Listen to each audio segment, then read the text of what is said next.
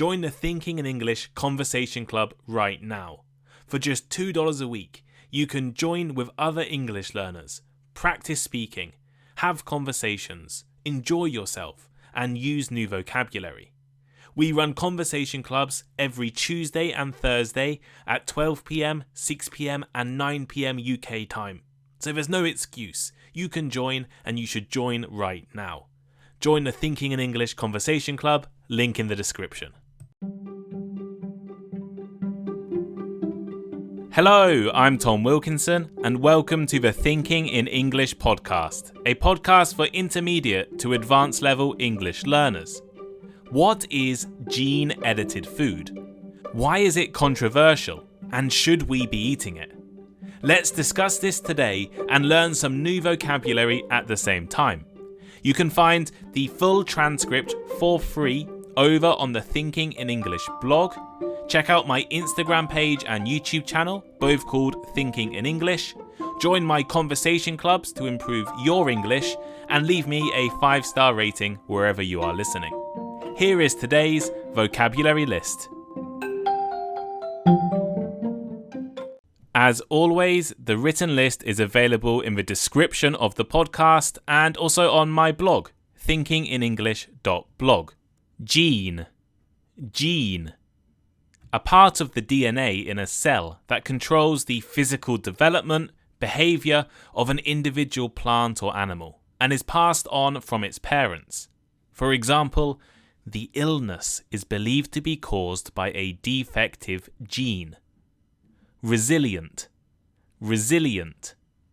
Able to improve quickly after being hurt or being ill. For instance, life is hard there, but the people are resilient. To breed. To keep animals or plants for the purpose of producing young animals or plants, often for chosen qualities. As in, he bred pigs and cows and sold the meat and dairy products. Organism. A single living plant, animal, virus, etc. For instance, bacteria are single-celled organisms. Mutation. The way in which genes change and produce permanent differences. For example, it is well known that radiation can cause mutations. To exacerbate. To make something that is already bad even worse. For instance, this attack will exacerbate the already tense relations between the two communities. Yield. An amount of something positive, such as food or profit, that is produced or supplied. For instance, crop yields have risen steadily.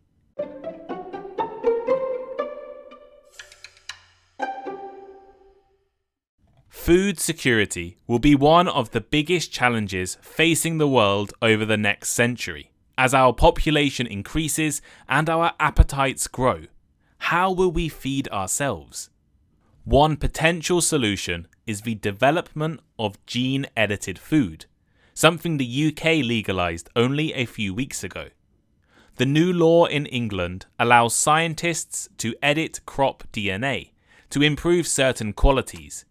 The hope is that such practices could allow companies to create crops resistant to climate change and pests. Gene editing has a variety of potential uses. It could be used to create crops with better features, like larger apples, juicier pears, or spicier chilies. It could be used to add certain features, for example, increasing the vitamin or health benefits of certain foods. And it could be used to create more resilient crops better equipped to deal with climate change, extreme weather, or pests. Today, I want to talk about gene-edited food in more detail. After explaining the background and meaning of gene-edited food, I will discuss why it is a controversial topic, food security, and end by asking, should we be eating gene-edited food? Listen, learn, and pick up some new vocabulary in this episode. The food we eat today has been bred and created by farmers for centuries. If you look at paintings from the past or read written accounts, you'll realize how different food used to be. Watermelons didn't have the large amount of juicy red flesh we love today. They were pale and full of seeds. The same is true of bananas, tomatoes, and countless other fruits and vegetables.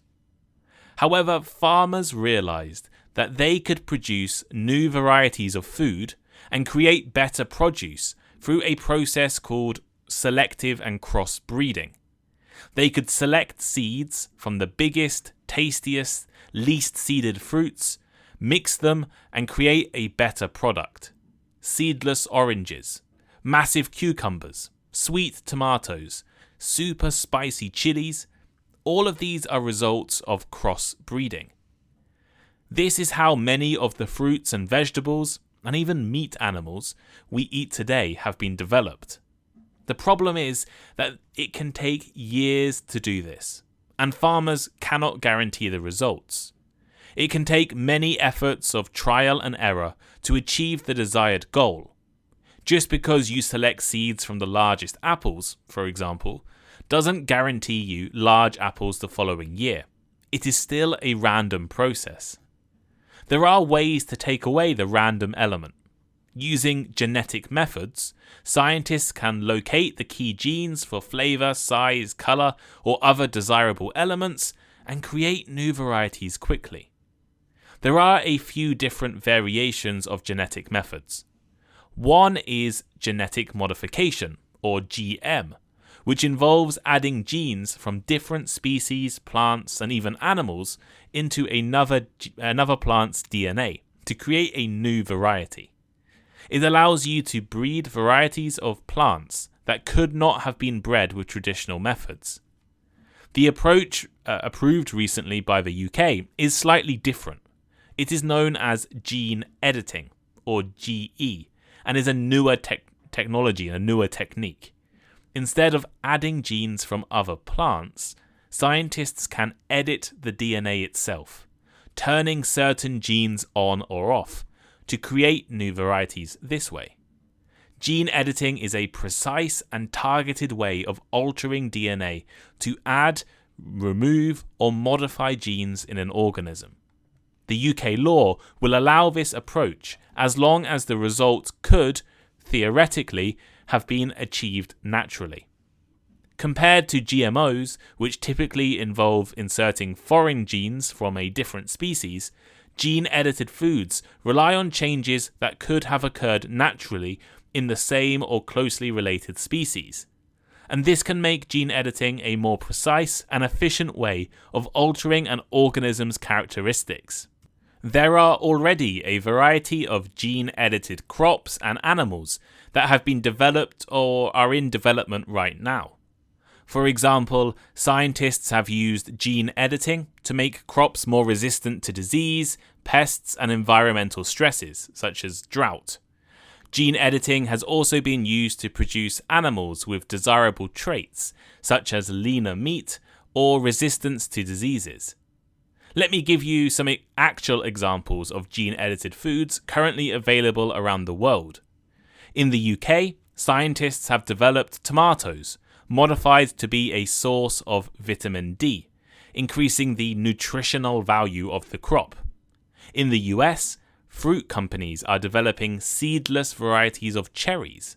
And in Japan, it is possible to buy tomatoes containing a calming chemical called GABA, and also buy sea bream, a fish, which has had its genes edited to make it more suitable for sushi.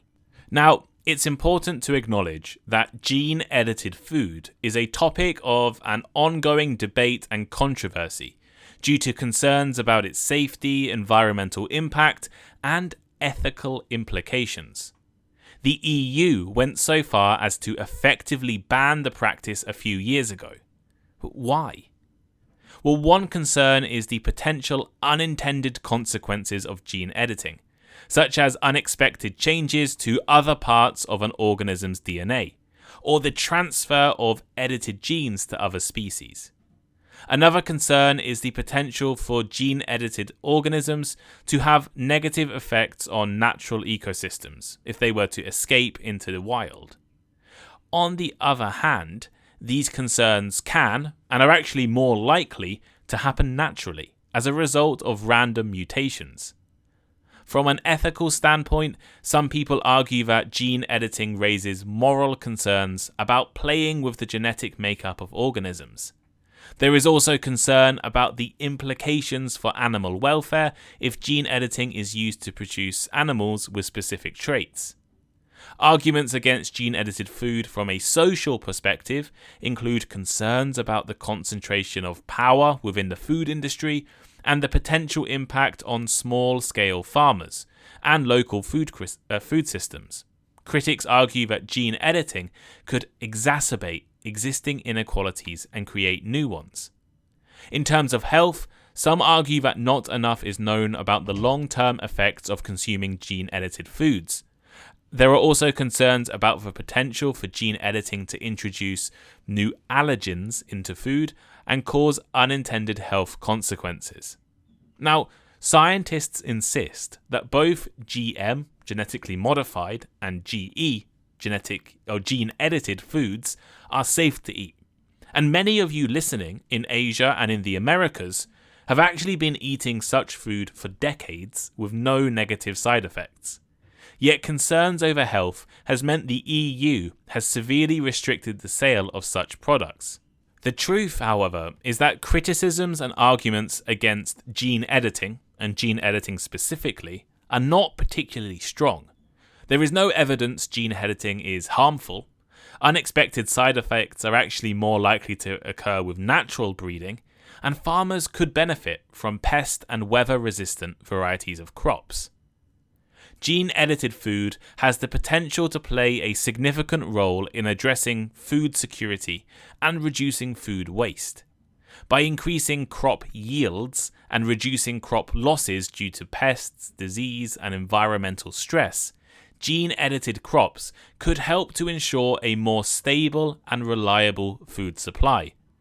Additionally, gene-edited animals could potentially produce more food with fewer resources, reducing the environmental impact of meat production. There are concerns about the potential impact on small-scale farmers and local food systems. Some worry that gene-edited crops could further entrench industrial agriculture and lead to the displacement of traditional farming practices. Others argue that gene editing could exacerbate existing inequalities in the food system by giving larger businesses an unfair advantage over small-scale farmers. Despite these concerns, some experts argue that gene-edited food has the potential to play a key role in sustainable agriculture. By creating crops that are more resistant and resilient to environmental stress, gene editing could help reduce the use of pesticides and fertilizers, which can have negative impacts on soil health and water quality. Gene-edited crops could reduce food waste by increasing the shelf life of foods and reducing spoilage. The question of whether or not we should be eating gene-edited food is a complex one, with both proponents or supporters and opponents of this technology. Proponents argue that gene-edited food has the potential to increase crop yields and reduce food waste, while also promoting sustainable agriculture and reducing the environmental impact of food production. They also argue that gene editing can be used to create crops and animals that are more resilient to disease, pests, and environmental stress, which could help to ensure a more stable and reliable food supply. Opponents of gene-edited food, on the other hand, have raised concerns about the potential unintended consequences of gene editing, such as unexpected changes to an organism's DNA, or the transfer of edited genes to other species. They also argue that not enough is known about the long-term effects of consuming gene-edited foods, and that there are ethical concerns about playing with the genetic makeup of organisms. Alternatives to gene-edited food include organic or regenerative agriculture practices, which focus on improving soil health and biodiversity, as well as reducing the use of synthetic fertilizers and pesticides. However, it is important to note that these approaches may not be able to address all of the challenges facing the food system, such as increasing crop yields and reducing food waste. The question of whether or not we should be eating gene-edited food is a complex one with both potential benefits and drawbacks.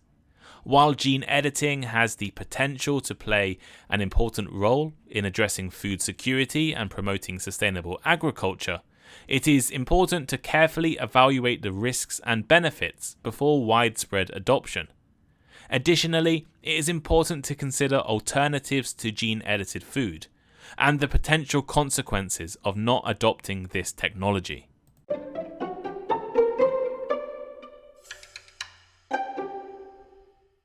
So here is today's final thought. This episode has tried to introduce the topic of gene-edited food to all of you. I discussed the definition, some controversies, food security, and whether or not we should all be eating it. Personally, I have no objection to eating genetically modified or edited crops. And if crops can be edited to help us improve our food security and increase the durability of crops in places struggling with food needs, I think we should all be in support of such practices. Of course, in a dream world, we would all be able to eat completely natural, organic, locally sourced food. But as our population increases and food becomes harder to grow, I think we need to find solutions and find those solutions quickly. But what do you think? Should we be eating gene-edited food? Or is it something that you would never do? Let me know by leaving a comment on the Thinking in English transcript, reply to the Spotify post, you can reply on Spotify, or send me a message on Instagram. I love hearing from all of you and I love it when you all reach out. Thank you for listening to today's episode. Make sure to leave a 5-star rating and review wherever you are listening right now. Check out my Instagram page and my YouTube channel for more content. I have a Patreon for conversation clubs, bonus episodes and much more. You can find the link in the description and help support the podcast. And also recommend the podcast to one of your friends right now. I'll see you next time.